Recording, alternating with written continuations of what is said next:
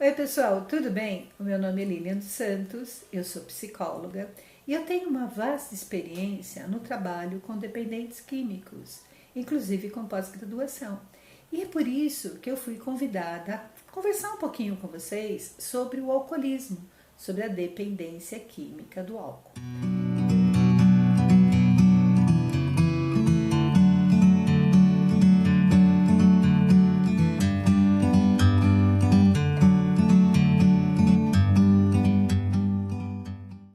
Então eu acho interessante, para começar, explicar que o álcool é considerado uma droga.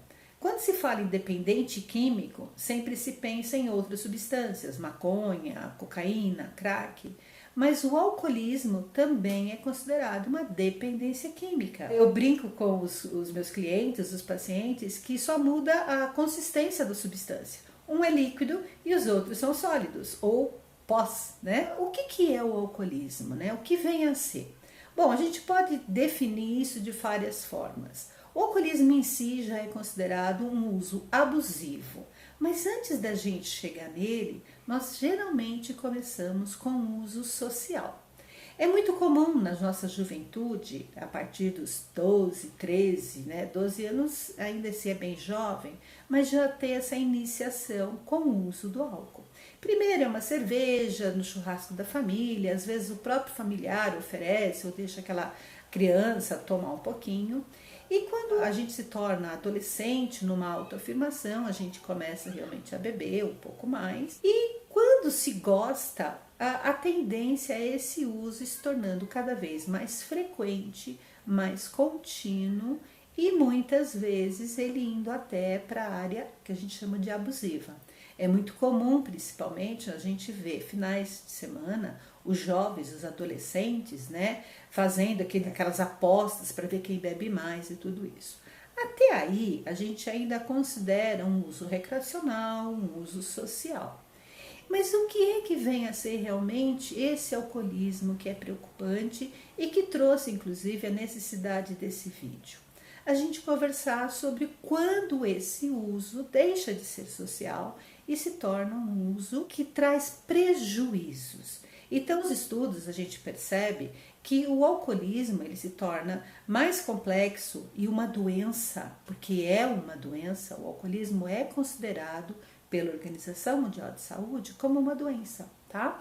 Com tratamento, isso é muito importante. Quando ele vai trazendo prejuízos para a pessoa.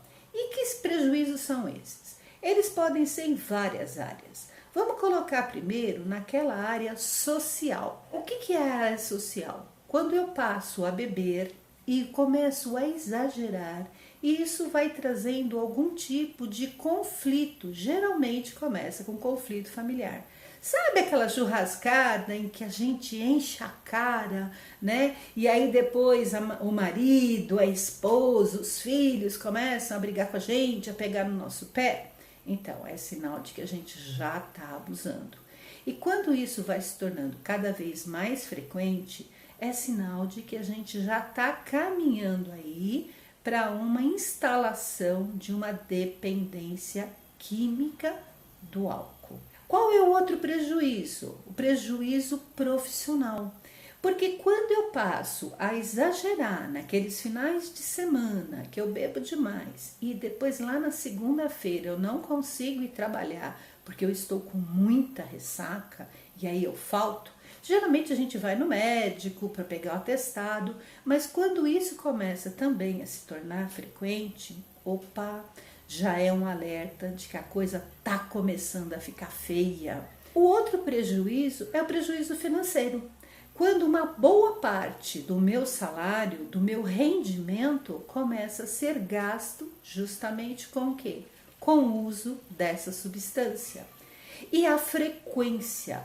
Quando todos os dias eu tenho que beber alguma coisa porque eu preciso daquilo.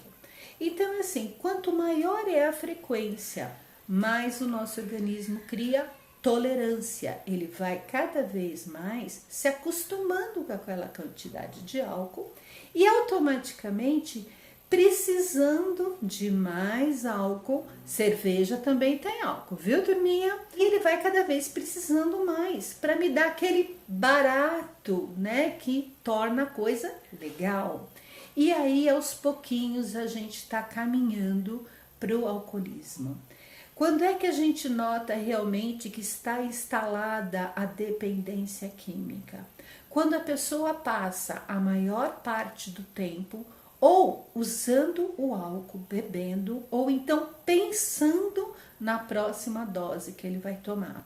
Sabe quando a gente está lá trabalhando e não vê a hora, tá toda hora lá olhando no relógio para ver se vai chegar logo a hora do almoço para eu tomar minha birita ou a minha cerveja, que é o mais comum? Então, quanto mais eu vou ficando preocupado, me preocupando com a próxima dose e aumentando a quantidade e a frequência delas, frequência de novo, é o todo dia eu ter que beber. Então isso é um sinal de que eu estou caminhando como se fosse uma escadinha realmente progressiva para me tornar lá na frente um dependente químico do álcool, tá? A Organização Mundial de Saúde, ela considera tolerável, aceitável, uma dose de bebida por dia. Vamos entender essa dose. Uma lata de cerveja é uma dose. Um copo, um cálice de vinho é uma dose. Uma dosezinha de destilado é uma dose. E desse destilado, seja lá a pinga, o conhaque, o rabo de galo, ou sei lá.